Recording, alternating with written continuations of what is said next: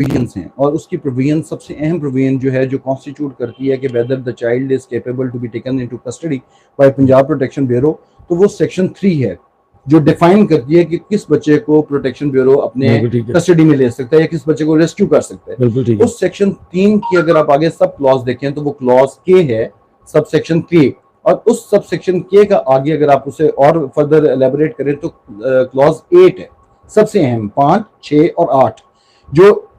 Protection bureau और child protection officer Lahore के उन्हें ऑथोराइज करती है कि वो बच्ची जो विक्टिम ऑफ द ऑफेंस है, जैसे इस केस में वो वर्गला के लाई गई है और उसके खिलाफ एक 363 और 345 of the Sindh marriage restraint act के तहत FIR हुई हुई, और वो बच्चा जो उसे वर्गला के लाया वो एक्यूज है और वो भागा हुआ ऑन द रन है, और अभी तक उसने कोई बेल एज पर माई इंफॉर्मेशन नहीं करवाई। तो ऐसे बच्चे को child protection officer without any assistance, without any order of the court immediately जाके रेस्क्यू करने का पाबंद है as per the welfare of neglected child and destitute act of Punjab का। और उसकी आगे सेक्शन 24 में प्रोविजन है बाकायदा कि वो किन हालात में बच्चे को जाके टेक ओवर करेगा, और इस सिलसिले में अगर उससे कहीं से रेजिस्टेंस फेस करती है तो वो पुलिस की एड अपने ओन पे इंगेज कर सकते हैं। मतलब बाकायदा मैंडेट है